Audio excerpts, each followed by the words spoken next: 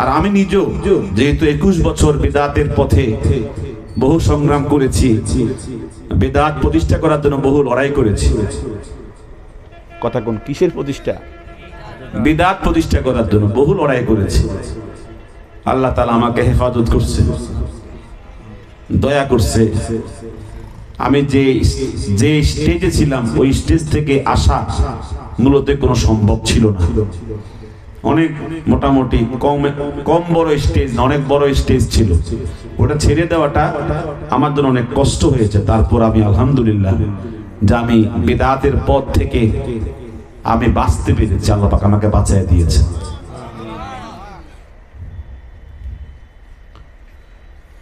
তো সুন্নতের ব্যাপারে রাসূলুল্লাহ বলেছেন যে আমার সমস্ত উম্মত জান্নাতে যাবে, সব উম্মত জান্নাতে যাবে, কোন উম্মত বাকি থাকবে না, সব জান্নাতে যাবে। জোরে বলেন সুবহানাল্লাহ। ইল্লা মান আবা, তবে এক শ্রেণী উম্মত দাবি করবে কিন্তু জান্নাতে যাবে না, জান্নাতে যাবে না। দাবি করবে, আমার উম্মত দাবি করবে কিন্তু মগর জান্নাত পাবে না। কি পাবে না? নবীজি সাহাবায়ে কেরাম বলছেন কোন শ্রেণী জান্নাতে যাবে না? হুজুর বলেছেন যারা আমার সুন্নত মানবে তারা জান্নাতে যাবে, যারা আমার সুন্নত মানবে না তারা জাহান্নামে যাবে। কথা পরিষ্কার? কথা কর, কিছু এখানে কোনো সন্দেহ কিছু আছে? মান আতাআনি দাখালাল জান্নাহ, কথা একবারে পরিষ্কার। আমার সুন্নত মানবে জান্নাতে যাবে, আর আমার ওমান আসানি দাখাল ফাকাত আবা, আর যে আমার সুন্নত মানবে না সে কোথায় যাবে? জাহান্নামে যাবে। এজন্য আমার আপনার নবীজি বলেছেন মান আহাব্বা সুন্নতি ফাকাত আহাব্বানি, যে আমার সুন্নতের প্রতি মহব্বত রাখে সে যেন মূলত আমাকেই মহব্বত করে। আর যে আমার সুন্নতের প্রতি মহব্বত নাই, মুখে দাবি করবে মহব্বত করি কিন্তু মূলত মিথ্যা কথা।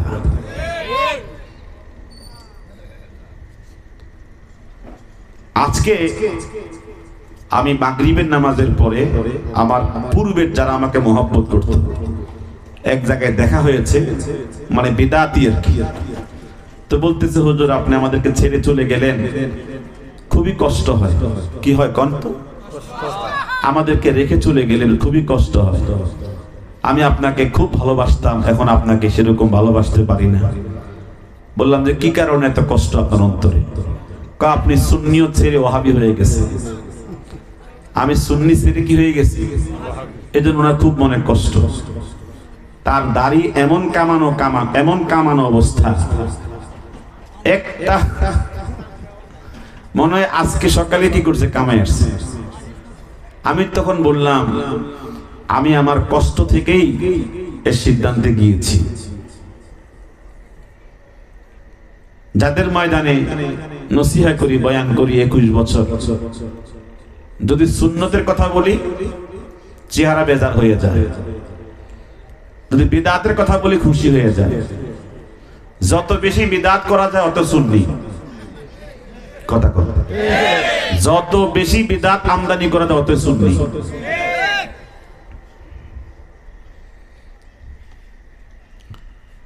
সংক্ষেপে কিছু কথা বলে আসছে, দেখে সংক্ষেপে। তো মূল কথা হচ্ছে সুন্নত এটা মুখে মুখে বললে হয় না, বরং এটা বাস্তবে কি করতে হয়? নিজের জীবনে প্রতিফলন করতে হয়। আপনারা এই যে আমার পূর্বে যিনি বলেছেন, যেখানে তাবলীগ এবং দাওয়াতের কাজ বেশি হয় সেখানে ইমাম এবং মুসল্লি মসজিদে কি হয়? বেশি হয়। আর যেই পীর নামাজ পড়ে না, যেই পীর বিদআতের উপরে ভাসমান থাকে, ওর মুরিদরাও নামাজ পড়ে না, ওর মুরিদরাও কোনো ইবাদত বন্দেগীর ধার ধারে না। কথা কন না কেন? এই জন্য আমি প্রায় সময় বলি, আমাকে ওয়াহাবি বললে আমার কাছে কি লাগে? ভালো লাগে, শান্তি লাগে। কি লাগে? আশ্চর্য হবেন, আমি এক জায়গায় ফতোয়া দিলাম যে আজানের পূর্বে দরুদ এবং সালাম এটা রাসূলের সাহাবায়ে কেরাম করেন নাই, নবীজিও করেন নাই, এটা নতুন আবিষ্কৃত বিদআত। এই ফতোয়া দেওয়ার পরে স্টেজের মধ্যে আমার পেছন থেকে লোকমা দেয়, এই ওয়াহাবি হুজুরকে কে দাওয়াত দিচ্ছে? বিদআতকে আমি ফতোয়া দিলাম বিদআত, এই ফতোয়ার পরে আমারে বলে ওয়াহাবি। মানে বিদআতকে বিদআত বললেই ওদের গায়ে আগুন লাগে। কথা বলেন না, ওদের গায়ে কি লাগে? আগুন লাগে। যদি খুশি হইতো, নবীজি কি বলেছেন? মান আহদাসা ফি আমরিনা হাদা মা লাইসা মিনহু ফাহুয়া রাদ। কোরআনে যেটা নাই, আমি যেটা বলি নাই, আমার নবী বলেছেন। আমি যেটা বলি নাই, কোরআনে আল্লাহ পাক বলেন নাই, এমন আমল যদি কেউ কি করে নতুন করে আবিষ্কার করে ধর্মে ঢুকাইয়া দেয়, ফাহুয়া রাদ, এটা মানা যাবে না, এটা পরিত্যাজ্য, সম্পূর্ণ পরিত্যক্ত। কথা বলেন ঠিক কি না?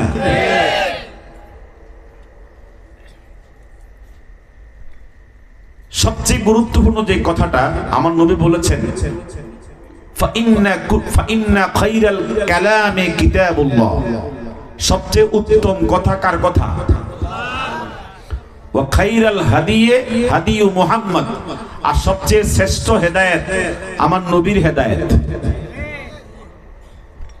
ওয়া শাররাল উমুরি মুহদাসাতুহা, আর সবচেয়ে নিকৃষ্ট এবং ঘৃণিত কাজ নতুন নতুন ধর্মের মধ্যে ইবাদত সৃষ্টি করা, আবিষ্কার করা।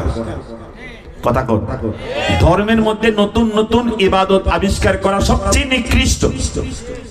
ওয়া কুল্লু মুহদাসাতিন বিদআ, আর প্রত্যেক নতুন নতুন আবিষ্কার ইবাদত হিসাবে এগুলো কি? বিদআ। এগুলো কি? বিদআ। ওয়া কুল্লু বিদআতিন দালালা, আর প্রত্যেক বিদআত হচ্ছে গোমরাহি। ওয়া কুল্লু দালালাতিন ফিন্নার, প্রত্যেক গোমরাহি কোন দিকে নিবে? জাহান্নামের দিকে নিবে। এটা আমার নবীর কথা, কোনো সন্দেহ আছে? এক জায়গায় আমি বয়ান করলাম, বয়ানের পরে আমাকে টোকেন দিল যে কবরের উপরে মাইয়েতকে দাফন করে আজান দেওয়া যাবে কিনা। আজান দেয় মসজিদে, তারা দেয় কবর। ওরা তো কবরে সেজদা করে, তো ওরা কবরে নামাজ পড়ে। সেজদা সালাতের সাথে সম্পৃক্ত জিনিস। সেজদা কোনো কবরে দেওয়ার কোনো বিষয় না। কথা কোন বিষয়? আমি তো ভাবলাম যে মনে হয় এই এলাকায় হয়তো কবরের উপরে কি দেয়? আজান দেয়। এই জন্য কি করছে, আমারে ফতুয়াটা জানতে দিছে। আমি স্পষ্ট বলে দিছি, মাইয়েতকে দাফনের পরে কবরে আজান দেওয়া স্পষ্ট বিদআত। আছে কোন হাদিসে?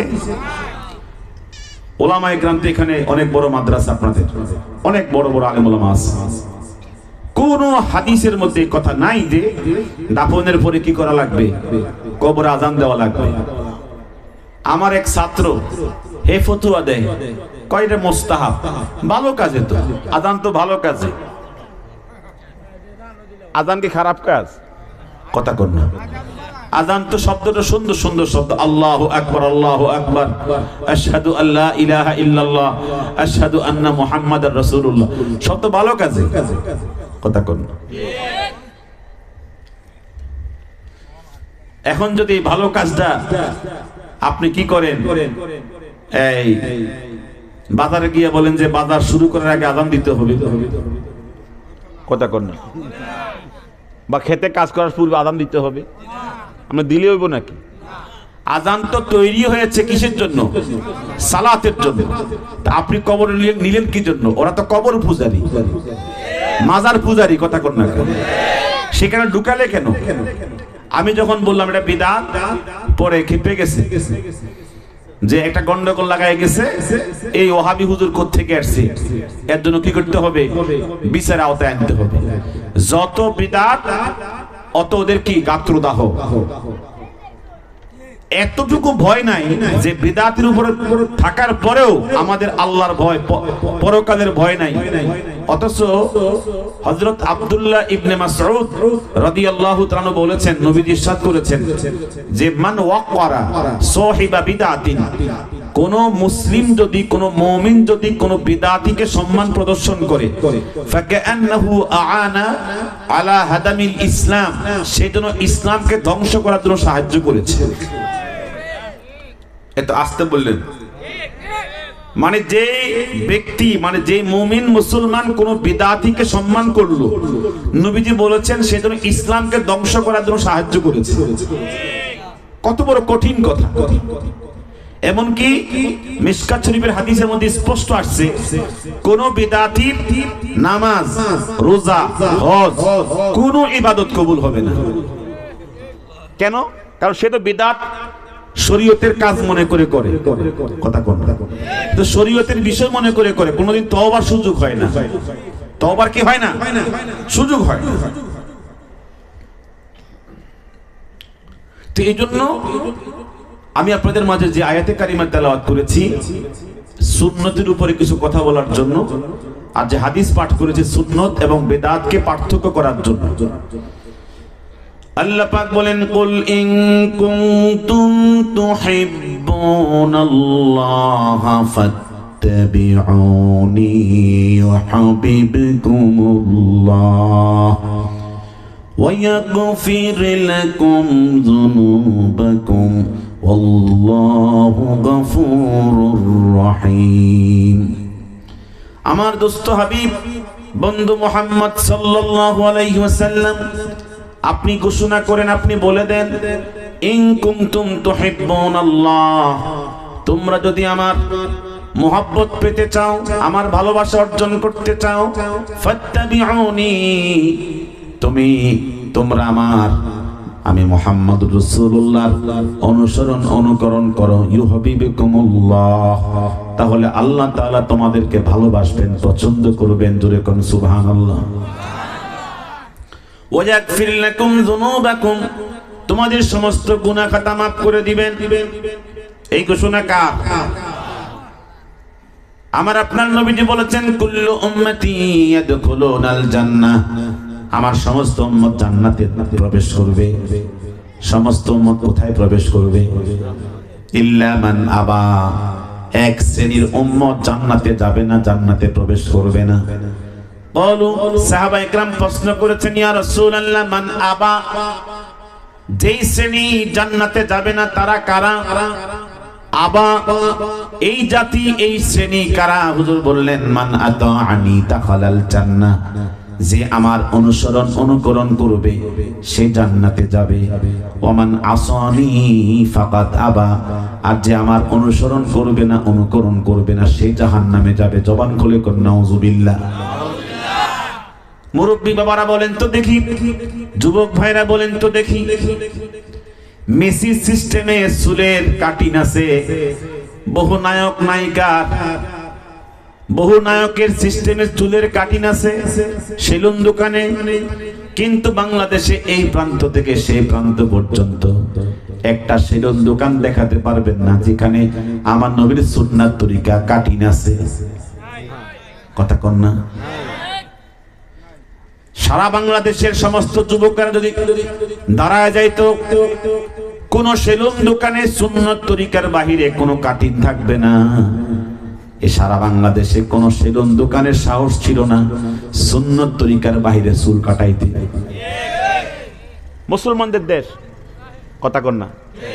এখন তরুণ গিয়ে বলে কি, তরুণ ইয়ং, যে আমাকে রোনালদোর কাটিং দাও, রোনালদো আমাকে সালমান শাহ নিকো, সালমান শাহ আসেনি নাকি, মারা গেছে, আমার তার কাটিং দাও, অমুকের খেলোয়াড় তুমুক নায়কের কাটিং আমার চুল কি করো, কাটাইয়া দাও।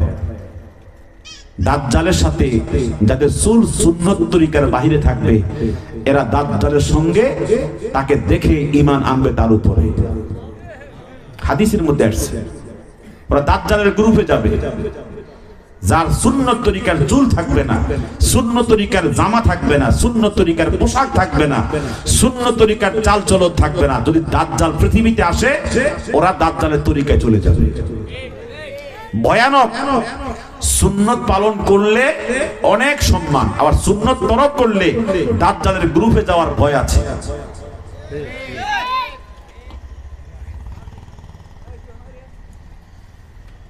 বলতে চেয়েছিলাম, আমার আপনার নবীজি বলেছেন,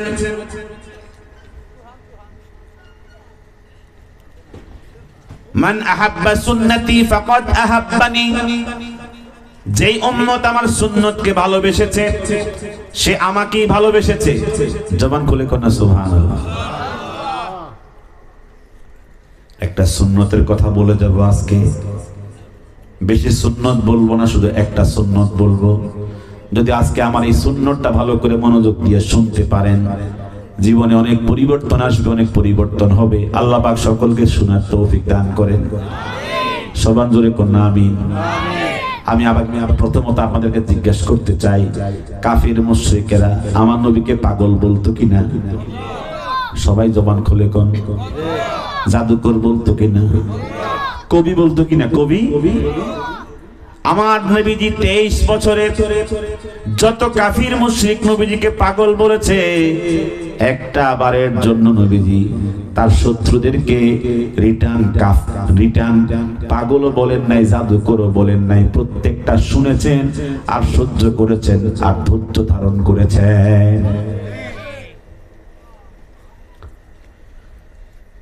খুব মনোযোগ দিয়ে শুনেন, নবীজিকে আল্লাহ তাআলা কেমন ধৈর্য দিয়েছেন। 6ষ্ঠ হিজরিতে নবীজি টার্গেট করেছেন 8 জন বাদশার কাছে কালিমার দাওয়াত পৌঁছাবেন। একজন বাদশা সুমামা, ইয়ামামার বাদশা, আরেকজন বাদশা শামের বাদশা, পারস্যের বাদশা, আরেকজন বাদশা রোমের বাদশা কায়সার। এইরকম নবীজি 8 জন বাদশাকে টার্গেট করেছেন, কালেমার দাওয়াত দিবেন। জোরে কোন কিসের দাওয়াত দিবেন? এরা অনেক বড় বড় প্রভাবশালী, অত্যন্ত অহংকারী দাম্ভিক বাদশা। নবীজি 8খানা চিঠি লিখেছেন 8 জন বাদশার জন্য। নবীজি লিখেছেন, মিন মুহাম্মাদিন রাসূলিল্লাহ ইলা আমিরির রোম, ইলা আমিরিশ শাম, ইলা আমির ইয়ামামা, সালামুন মান ইত্তাবাআল হুদা আসলিম তুসলাম। নবীজি চিঠির মধ্যে কালেমার ঘোষণাপত্র দিয়েছেন। হে শামের বাদশা কায়সার, হে রোমের বাদশা কিসরা, হে ইয়ামামার বাদশা সুমামা, আমি মুহাম্মদ রাসূলুল্লাহ তোমার কাছে আমি কালেমার পত্র পাঠাচ্ছি। তুমি ইসলাম গ্রহণ করলে তুমি নিরাপদ থাকবে, তোমার জাতি নিরাপদ থাকবে। জবান খুলে কন্যা সুবহানাল্লাহ। নবীজি 3 জন সাহাবীকে দায়িত্ব দিলেন, তোমরা 3 জন আমার এই কালেমার পত্র, আমার এই দাওয়াত পত্র হযরত সুমামার কাছে, ইয়ামামার বাদশা সুমামার কাছে পাঠায়া দিবে। নবীজির 3 জন সাহাবী সুমামার কাছে নবীজির কালেমার পত্র নিয়ে গেলেন। সরাসরি তার হাতে কালেমার পত্র দিলেন, মানে দাওয়াত নামা দিলেন। আল ইসাবা ফি মারিফাতিস সাহাবা, উস্তুল গাবা ফি তামিজিস সাহাবা, সিয়ারু আলামিন নুবালা, জগৎ বিখ্যাত ইতিহাস গ্রন্থের মধ্যে এসেছে সুমামা ইয়ামামার বাদশা যখন লেখা পেলেন আমার নবীজি কালেমার দাওয়াত দিলেন, সাথে সাথে চিঠির মধ্যে থুতু নিক্ষেপ করলেন। কি নিক্ষেপ করছে? সবাই কথা বলেন, কি নিক্ষেপ করছে? 3 জন সাহাবীকে বললেন, তোমাদের নবীকে মুহাম্মদকে বলে দিবা যে আমাকে কালেমার জন্য দাওয়াত পত্র পাঠিয়েছে, তাকে আমি নিজের হাতে হত্যা করব। সাহাবায়ে কেরাম খুব কষ্ট পেলেন, ভারাক্রান্ত হৃদয় নিয়ে মদিনায় আসলেন নবীজির সামনে। এই সুমামা ইবনু উসাল আল হানাফির আচরণের কথা জানালেন। চিঠি মোবারকের মধ্যে থুতু নিক্ষেপ করেছে। নবীজি ক্ষিপ্ত হন নাই, রাগান্বিত হন নাই। নবীজিকে হত্যার জন্য হুমকি দিয়েছে। নবীজি কোনো রিঅ্যাক্ট করেন নাই, কোন রকম প্রতিক্রিয়া জানান নাই। হুজুর বললেন, সাহাবায়ে কেরাম তোমরা সুমামার জন্য দোয়া করো, আল্লাহ পাক যেন তাকে হেদায়েত নসিব করে দেয়। আরো জোরে বলেন না সুবহানাল্লাহ। ওমর পাশে দাঁড়ানো, ওমর বলে, হুজুর আপনার চিঠি মোবারকের মধ্যে থুতু নিক্ষেপ করেছে, আপনাকে হত্যার হুমকি দিয়েছে, আপনি বদদোয়া করলেন না, তাকে আপনি দোয়া করলেন। হুজুর তখন বলেন, ওমর আল্লাহ পাক আমাকে পাঠিয়েছেন মানুষকে ক্ষমা করার জন্য, আমাকে প্রতিশোধ নেওয়ার জন্য প্রেরণ করেন নাই। প্রতিশোধ নেওয়ার জন্য আমাকে প্রেরণ। 3 দিন পরে সুমামা তার প্রতিরক্ষা বাহিনী, তার আত্মরক্ষা বাহিনী নিয়ে মদিনায় খোলা তরবারি নিয়ে প্রবেশ করেছে আমার নবীকে হত্যা করার জন্য। আপনাদের কষ্ট হচ্ছে নাকি? ওমর ইবনুল খাত্তাব বলেন, আমি যখন নজরে পড়ল সুমামা ইবনু উসাল আল হানাফি ইয়ামামার বাদশা খোলা তরবারি নিয়ে তার প্রতিরক্ষা বাহিনী সহ মদিনায় প্রবেশ করেছে, আমি নবীজির কাছে গিয়ে বললাম, ইয়া রাসূলুল্লাহ, যে সুমামা আপনার সিটির মধ্যে থুতু নিক্ষেপ করেছে, আপনাকে হত্যার হুমকি দিয়েছে, সে খোলা তরবারি নিয়ে মদিনায় ঢুকেছে, আমার মনে হয় আপনাকে দেখা মাত্র আপনাকে হত্যা করে ফেলবে। হুজুর আপনি পারমিশন দেন আমরা গিয়ে তার গর্দান আলাদা করে ফেলি। হুজুর তখন বললেন, আল্লাহর শত্রু আল্লাহই থামাবে, তোমাদেরকে থামাইতে হবে না, তাকে আমার দিকে আসতে দাও, আল্লাহ পাক আমাকে সমস্ত শত্রুদের চক্রান্ত থেকে হেফাজত করবে। কষ্ট হচ্ছে না? ইতিহাস গ্রন্থের মধ্যে এসেছে হুজুর ওমরকে থামায় দিলেন আর বললেন, নসিবতু বিরুবে মাসিরাতা শাহরিন, ওমর তুমি জানো না কোন কাফের মুশরিক যদি আমার ক্ষতি করার জন্য অন্তরে সংকল্প করে, যদি সে 1 মাস দূরত্বের সীমানার বাহিরেও থাকে, আমার নামটা তার অন্তরে স্মরণ হলেই সে কাঁপতে কাঁপতে আতঙ্কিত হয়ে যায়। জোরে বলেন সুবহানাল্লাহ। তাকে আসতে দাও, তাকে কি করো? আসতে দাও। ওমর বলেন, কিছুক্ষণ পরে দেখছি সে তার প্রতিরক্ষা বাহিনী সহ খোলা তরবারি নিয়ে খুব জোর গতিতে নবীর দিকে অগ্রসর হচ্ছেন। কিছু দূর যাওয়ার পরে আমার নবী যখন তার চেহারার দিকে একটা নজর করেছে, একটা নজরে সুমামা গায়েল হয়ে গেছে, কাবু হয়ে গেছে, একটা নজরে খাইয়ে ফেলছে নবীজি। জোরে কোন সুবহানাল্লাহ। সুমামা হাতের থেকে তরবারি থরথর করে পড়ে গেল, ঘোড়ার মধ্যে ছিল বসা, থরথর করে কাঁপতে কাঁপতে জমিনে পড়ে গেছে।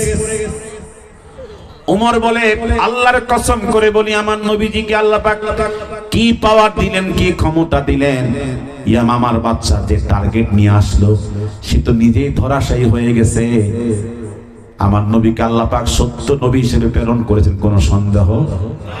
জবান খুলে কোনো সন্দেহ? আমি তাকায় রইলাম, সুমামার পাশে তার আত্মরক্ষা বাহিনীর প্রধান, তার চাচা, আপন চাচা বলতেছে, সুমামা তুই মুহাম্মদকে হত্যা করার জন্য মদিনায় ঢুকলি, এখন তোর হাত কাঁপে কেন, তোর বুক কাঁপে কেন, তোর তরবারি কোথায়, তুই কেন ঘোড়া থেকে পড়ে গেলি, তোর কি হয়েছে, তোর কি হয়েছে? তখন সুমামা বলেন, আমাকে মুহাম্মদ জাদু করেছে।